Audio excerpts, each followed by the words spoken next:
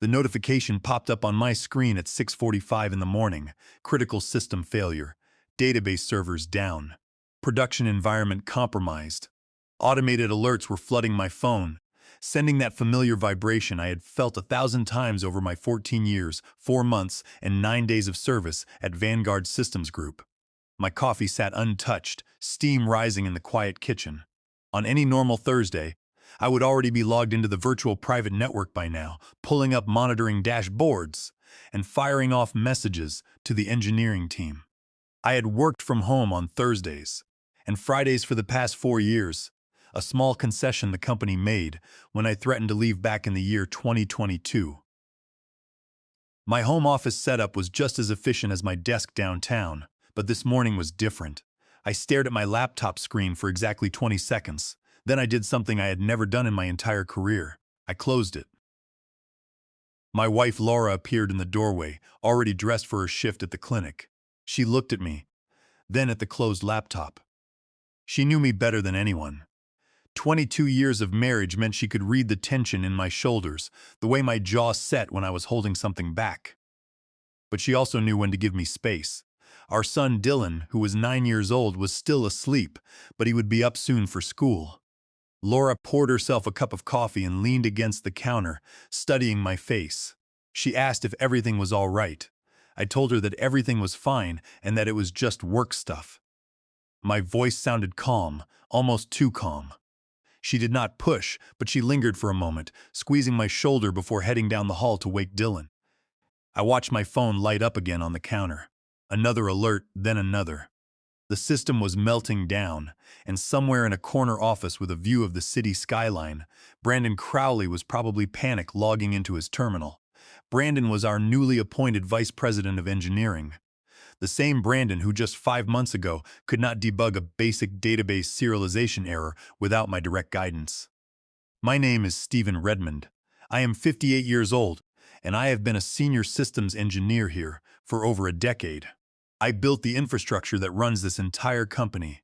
Every database configuration, every disaster recovery protocol, every network bridge that keeps our services alive. I either designed it myself or trained someone else to do it. And Brandon Crowley was one of those people. He started as a junior engineer 12 years ago, fresh out of college with a degree that taught him computer science theory, but nothing about real-world database architecture. I taught him everything he knew. I stayed late helping him understand network replication, covered for him when he made rookie mistakes, and wrote glowing performance reviews that saved him from being laid off. I recommended him for promotions and vouched for his technical skills when executive management had doubts. Then came the company-wide town hall meeting 5 weeks ago. The chief executive officer, Richard Kingsley, stood at the front of the auditorium with a digital presentation about growth, restructuring, and strategic initiatives. My inbox had been buzzing all morning with messages from colleagues asking if I was ready to take the vice president role. I had hoped for it.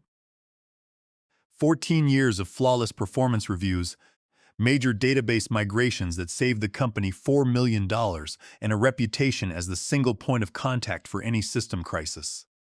The promotion felt earned. Then Richard clicked to the next slide, and Brandon's smiling face filled the screen. Richard announced that Brandon's leadership potential made him the perfect fit for the role. The room erupted in applause.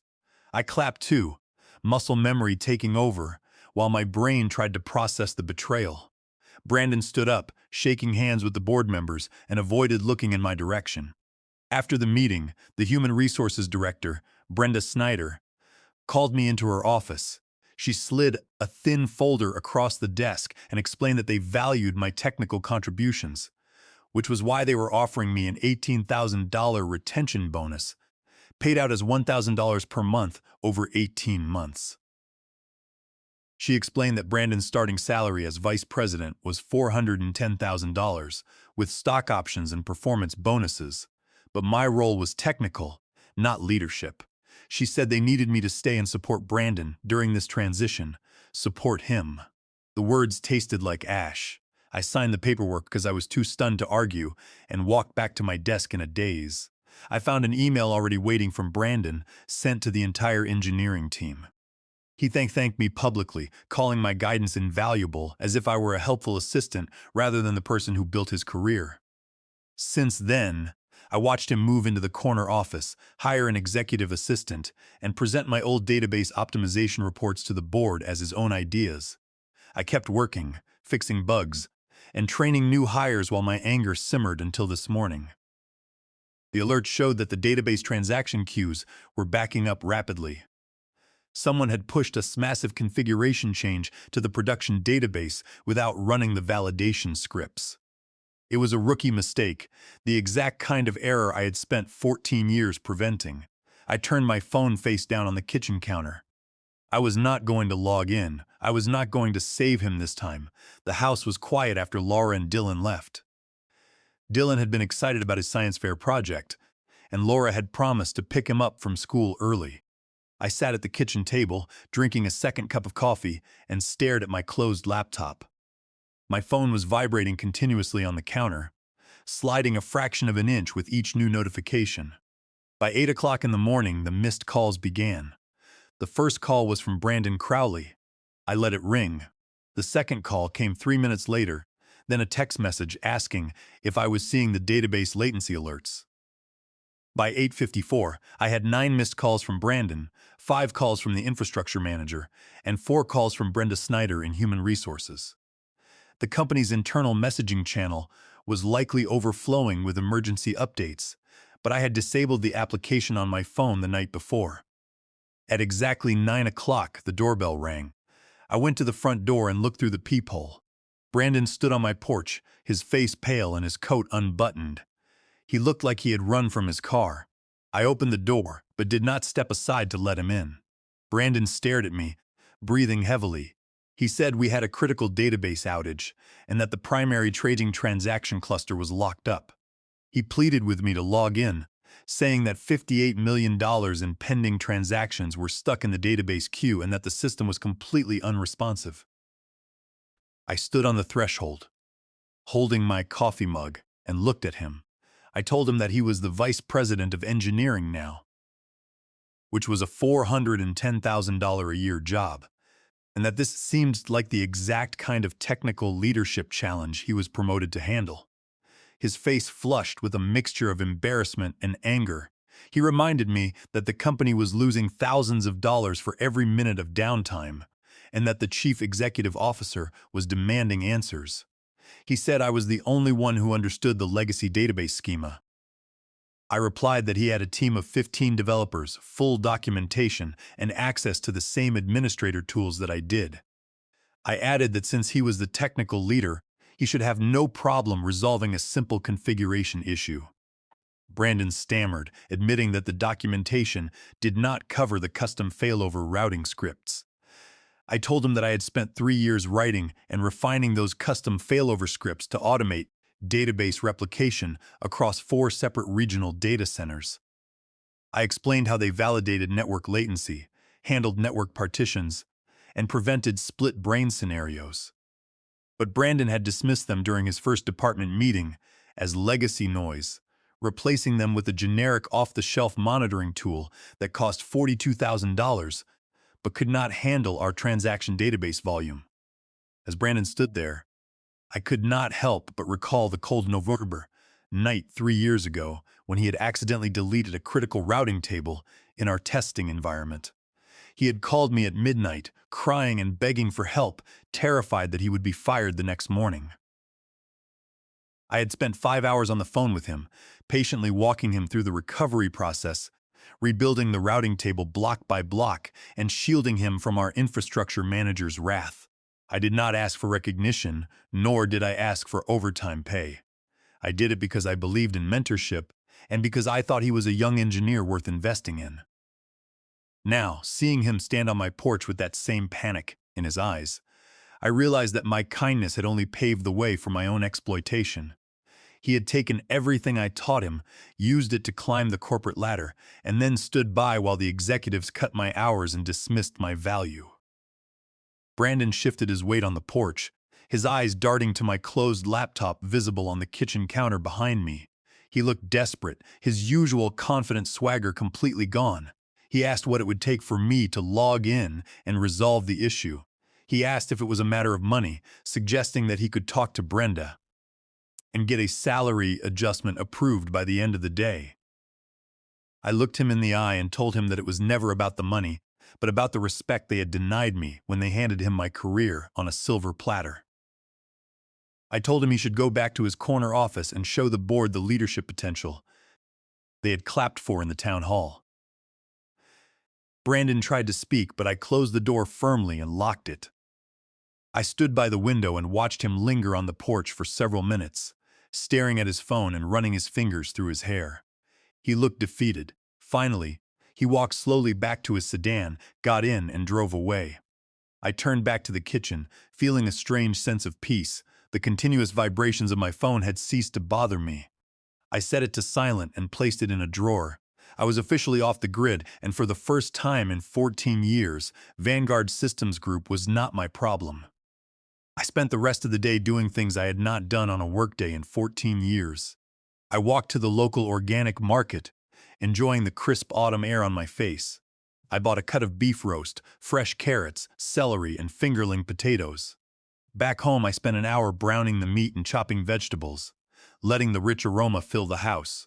It was a meditative process, a complete departure from my usual lunch break of typing with one hand while holding a cold sandwich with the other. The walk to the market was a revelation. For over a decade, my life had been dictated by the green and red lights of monitoring dashboards. If a server went red, I had to drop whatever I was doing, regardless of where I was. I had missed Dylan's first steps because of a network outage, and I had spent our 10th wedding anniversary sitting in a hotel lobby in Miami, typing commands into a terminal while Laura ate dinner alone. Walking down the tree-lined street, feeling the cool autumn breeze and hearing the leaves rustle, I felt a profound sense of liberation. The world was continuing to spin, and the database outage at Vanguard Systems Group was just a distant murmur. I picked Dylan up from his middle school at 3 o'clock in the afternoon, and we went to the park to kick a soccer ball around. Dylan looked at me with surprise, noting that I was usually glued to my laptop during his games. I told him that my priorities had changed. Dylan told me about his science teacher who had praised his solar system model. He was talking excitedly, waving his hands, and for the first time in years, I was actually looking at him, not checking my laptop under the table. When Laura came home from her shift at the clinic, the house smelled of stew, and Dylan was finishing his homework at the dining table. Laura looked at me, a silent question in her eyes. I took her hand, and we sat in the living room while I explained everything. I told her about Brandon showing up on our porch, the mounting missed calls, and my decision to stay off the system. Laura listened quietly, her hand holding mine. When I finished, she did not look worried. She said she had watched me sacrifice weekends, family dinners, and vacations for 14 years to support a company that treated me like an afterthought. She said she was proud of me for finally setting a boundary, and that, whatever happened next, we would handle it together. Her support washed over me, releasing the residual guilt I had been carrying since closing my laptop. My phone, still silenced in the kitchen drawer, was full of notifications when I checked it before bed.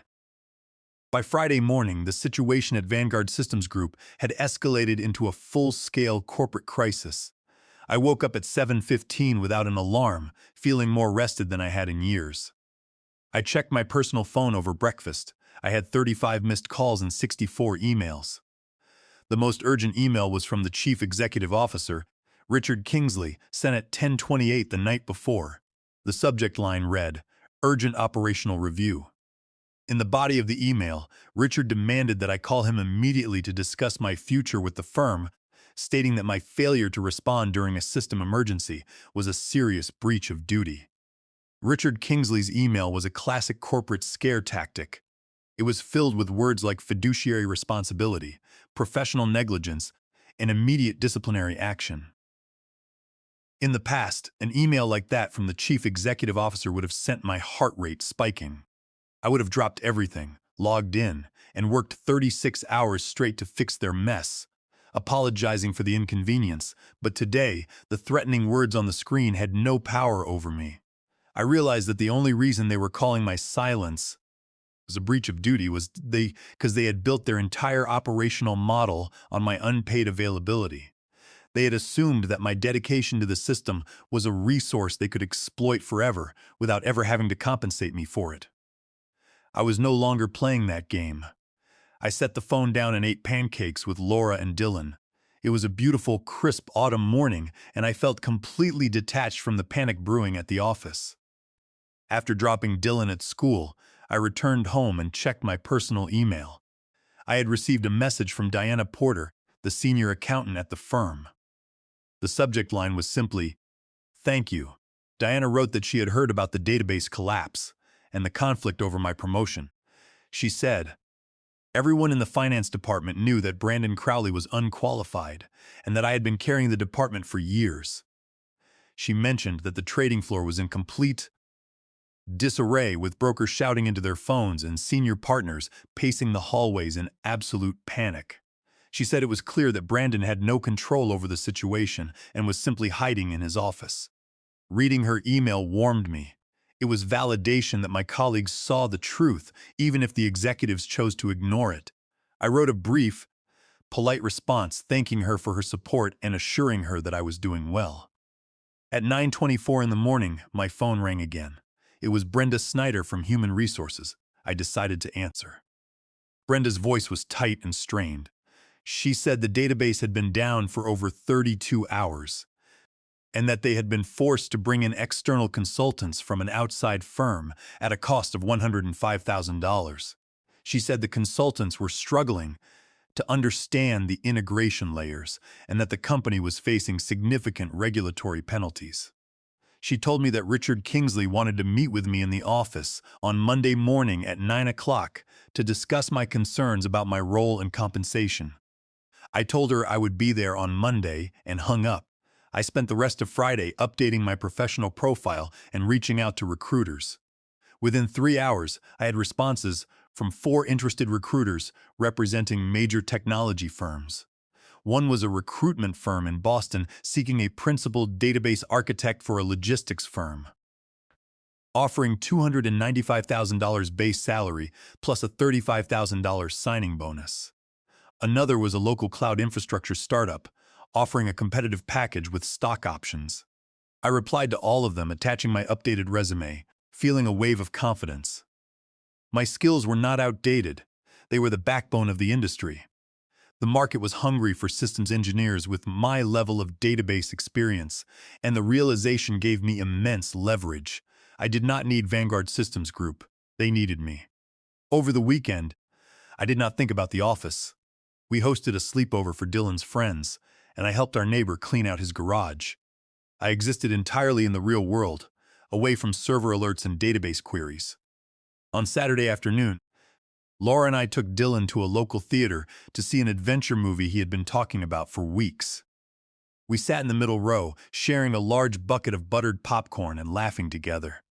It was a simple activity, but one that felt incredibly luxurious because my phone was not vibrating in my pocket. I did not have to step out of the theater to answer an emergency call, and I did not have to spend the drive home worrying about server uptime.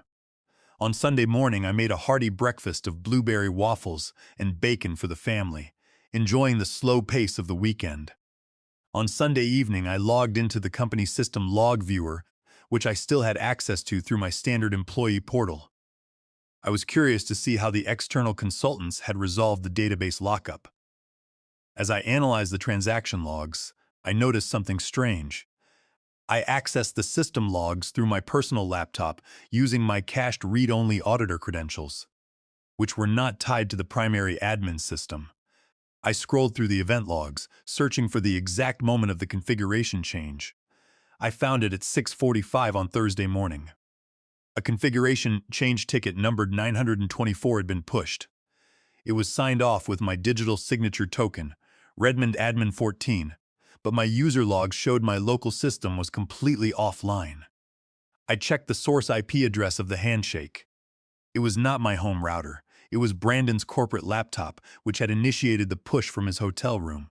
He had copied my administrator token from an old training folder I shared with him 3 years ago, using it to sign off on the database change without my knowledge. He had forged my digital authorization to bypass the verification protocol and push his disastrous database optimization. I downloaded the encrypted audit logs, the transaction timestamps, and the digital signature metadata, saving them to my personal drive. Monday morning arrived, cold and clear. I put on my best charcoal suit, a clean white shirt, and a blue tie.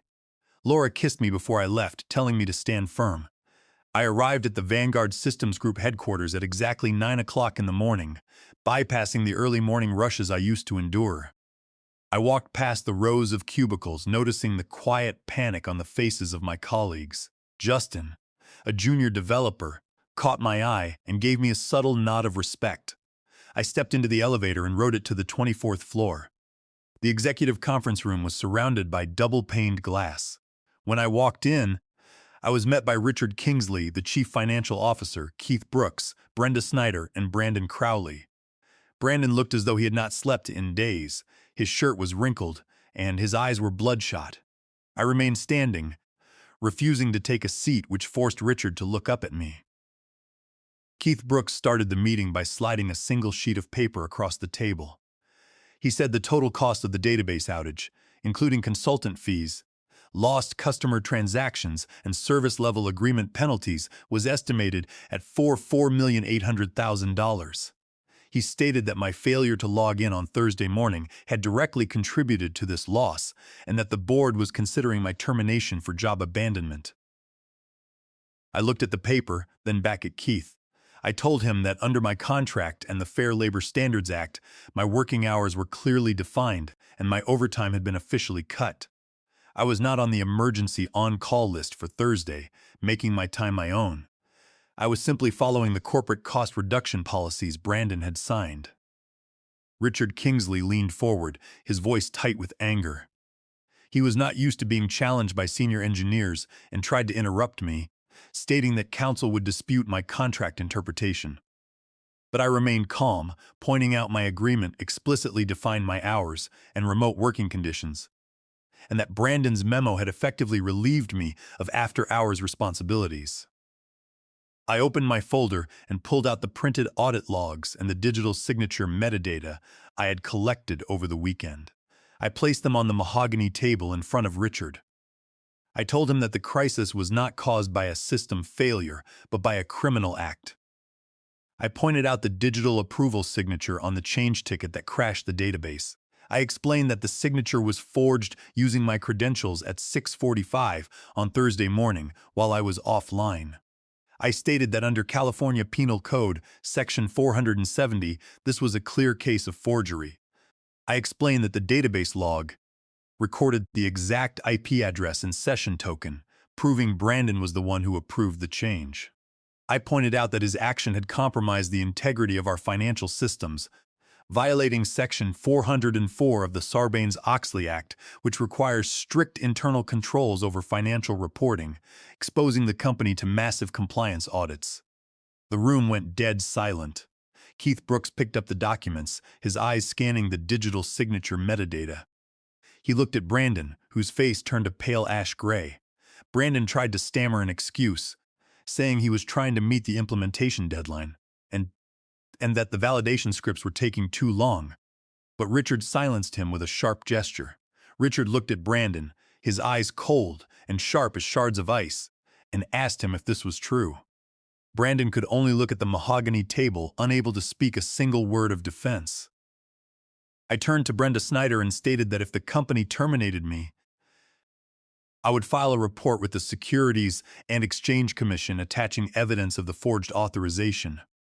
I added that if they laid off the junior database administrators to cover the loss, they would violate the Federal Worker Adjustment and Retraining Notification Act, or WARN Act, which requires 60 days of notice for layoffs. Brenda Snyder whispered to Richard that my legal argument was sound, and they could not afford a lawsuit or the WARN Act penalties of $500 per day. The prospect of regulatory fines on top of their $4,800,000 loss made Keith Brooks's face tighten. I told them Vanguard was facing a regulatory nightmare that only I could resolve. Richard Kingsley leaned back, rubbing his temples, and asked what I wanted. I demanded Brandon's job as Vice President of Engineering with a base salary of $492,000, representing a 20% increase over his compensation. I also demanded 7 weeks of paid time off, a written contract specifying that any after-hours work be paid at an hourly consultant rate, and a company-wide announcement of my promotion. Richard exchanged a long glance with Keith Brooks, who nodded slowly, recognizing that my terms were negligible compared to a federal investigation and public collapse. Richard dismissed Brandon, who walked out in silence. Richard then agreed to my terms. Over the next 2 hours, drafted a letter of intent. By Tuesday, my attorney approved the formal contract, which included a clause requiring a 90-day written notice and board approval for any changes to my authority. Brandon was stripped of his credentials and reassigned to a minor research role on the second floor. On Tuesday afternoon, a company-wide email was sent to all 3,500 employees, announcing my promotion to Vice President of Engineering, effective immediately, citing my 14 years of service and technical expertise. My first official act on Wednesday morning was to hold a meeting with all 40 engineers and database administrators. I announced that the era of unpaid overtime and cutting corners was over, establishing a culture of mutual respect and introducing Justin to the new peer review guidelines. I restructured the on-call schedule to provide fair compensation for after-hours work and enforced a strict policy that no change could be pushed without verified multi-signature testing. Vanguard filed a lawsuit against Brandon for breach of fiduciary duty, using the digital signature logs as primary evidence. He was dismissed 3 weeks later, his career in technology finished. At home, my life settled into a peaceful rhythm. I no longer checked my phone at the dinner table, remaining present for Laura and Dylan. 6 months into my role, the database had experienced zero downtime, and transaction volume grew by 45%. On a Friday afternoon, as the clock neared 5, I shut down my computer and walked past the open desks of my team, telling them to leave their work at the office. Walking into the cool autumn air, I realized the best revenge was building a culture where dedication was respected, and experience was recognized as the foundation of our success. I drove home, completely at peace,